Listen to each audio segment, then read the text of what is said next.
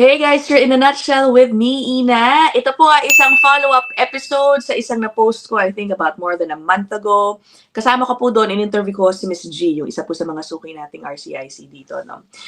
In that episode, we talked about whether or not IRCC checks social media accounts of applicants here in Canada. Applicants sa kung anumang iba't ibang mga immigration pathways here.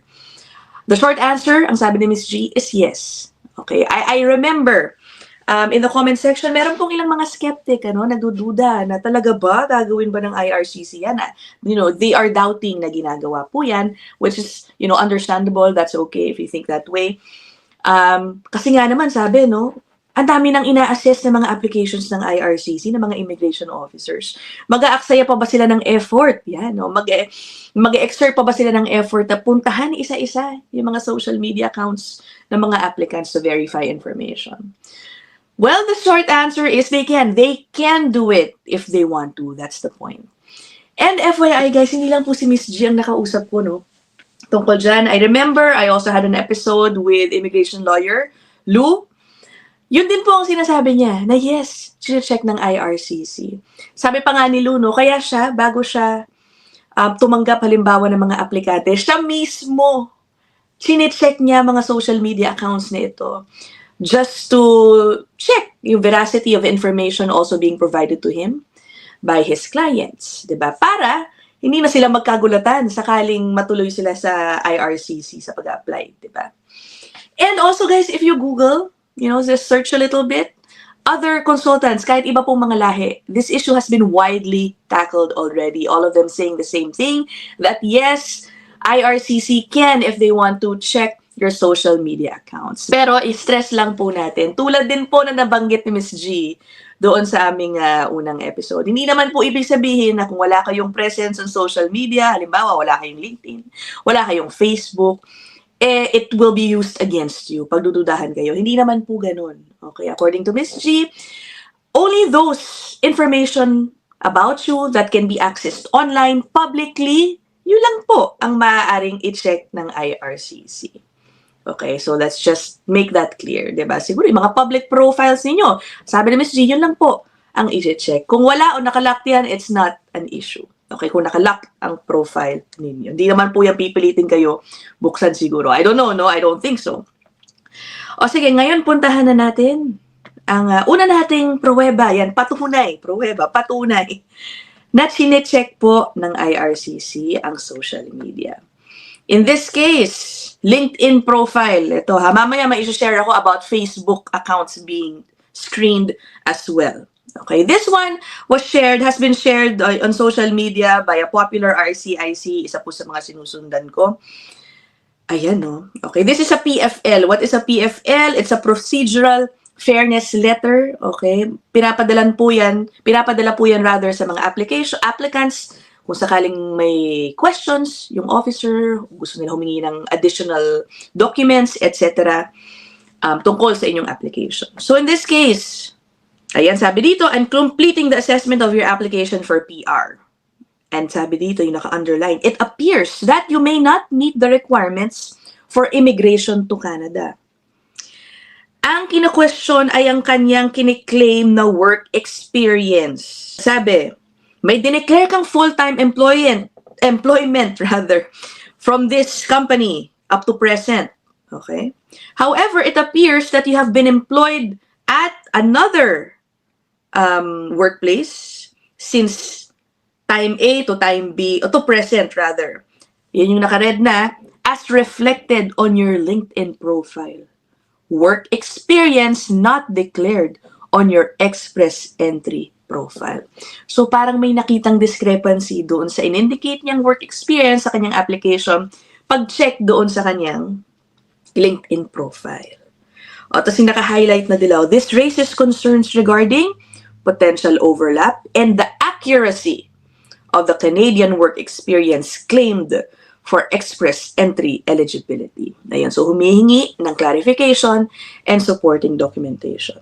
Okay, this was just issued March 2025, So ginagawa to ngayon. Okay, so hindi ko na alam kung ano po nangyari dito, wala na tayong follow-up dyan. Okay, puntahan naman po natin, okay? Nakahanap ako syempre, na-curious ako, and I did a little research. How about Facebook accounts? Sine-check din ba yan? So, yes! Okay, nakahanap ako ng, hulaan nyo kung ano, as usual.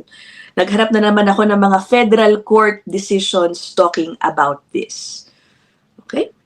Puntahan natin ito.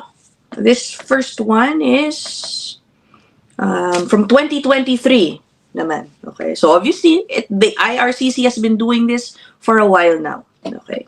This was a decision from August 2023. Iiklian ko na lang, ano? So, inaapila po nung isang applicant ang desisyon ng IRCC na i-deny ang kanyang PR application. Ito po yan, nakasulat yan sa first part. Okay, nakarating po siya sa Canada, sa Quebec, through the Quebec Investor Class. Aba, okay. Tapos nung time na po na mag-a-apply na sila noong kanyang PR, ito, nung November 2014, o tignan nyo, ang tagal na pala nag-umpisa nito. Nag-apply siya ng PR, kasama na po ang kanyang asawa at ang kanilang 2 anak. Okay, ngayon, nireview na yung application. Alam nyo kung saan nahanapan ng problema? Sa Facebook page noong isang anak. The applicant had submitted unmarried certificates for each of his sons. So, sinabi, hindi kasal. But prior to that, one of his sons has listed his status as married on Facebook. Kalain nyo, oh.